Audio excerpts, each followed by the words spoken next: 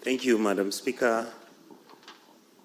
CS, I'm happy to see you, even though you're covered by the presidential, but I'm sure you're seeing me from where you are.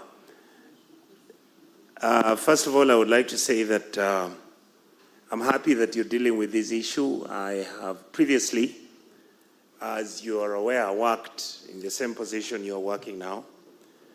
And one thing that has shocked me, Madam Speaker, is that the things that we were talking 10 years ago, it looks like nothing actually did happen. So I would like to ask the Minister to tell me that out of all the bilateral labor agreements that you've signed with the countries that you've signed, the question I wanted to ask you is whether you are proactively, and if indeed, as you say, that these agreements are going to deliver some fruits, whether you're proactively engaging yourself in preparation to make it possible that when these people are able, our people are able to go and get these jobs, they could be handled and managed in settling in and what needs to be done, and whether the Minister is aware that the reason why the labor contracting agreements in our country and the reason why our people keep suffering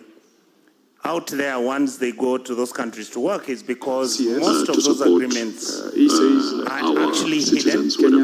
Nobody knows what actually is written in there.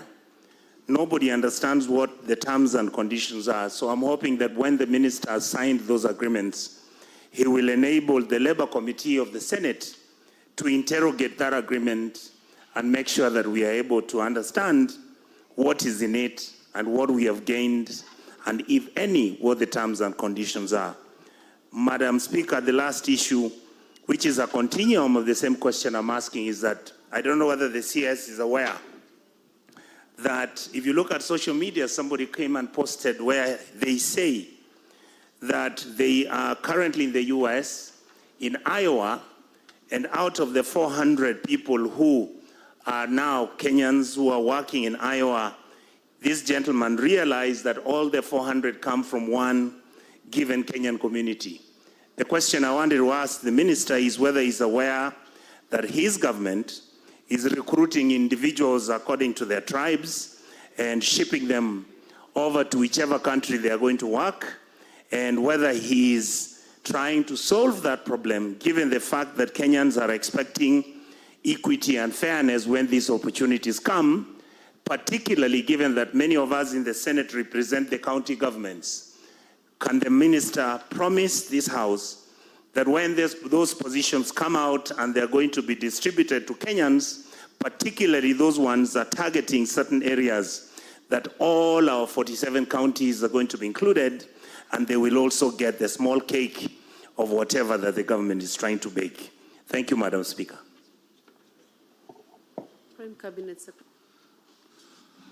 Thank you, Madam Speaker. First of all, I want to state that one of the things we want to pursue in government and even in the Ministry of Foreign Affairs is an open government policy. By open government policy means that we do not intend to hide any information. We want to share information with Kenyans. They're entitled to it. And therefore,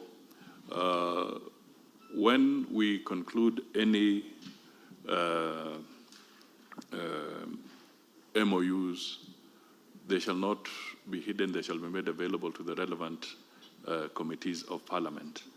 And as I said, Madam Speaker, is that one of the things we are also planning to do, to bring before Parliament, is a sessional paper to have our members deliberate and guide appropriately on Kenya's foreign policy, foreign and diaspora policy.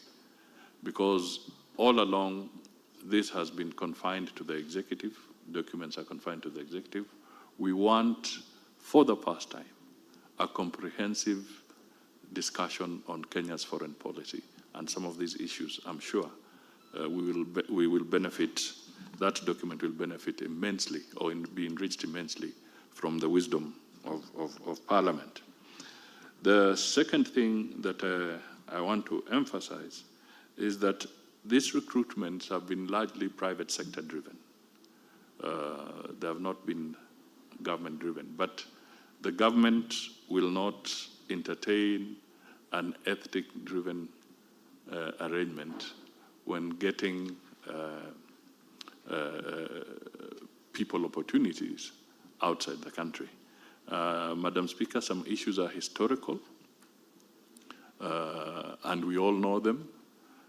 For instance, and my brother, the senator, is very versed in this. He knows that if you went to Minnesota today in the United States, because of historical purposes, you're likely to find a certain inclination of Kenyans, because there were those who broke the ground in that area, and they tend to then invite more and more to come. If you went to LA and Atlanta, you'll also find a similar pattern. So there are some aspects that were there because the pioneering Kenyans who went there earlier laid ground for a number of other Kenyans to join them. So it is not a deliberate policy of government to pursue that. But thank you for highlighting that, so that as we reflect on these opportunities, we remain national in outlook. Thank you. Thank you, Honorable Cabinet Secretary.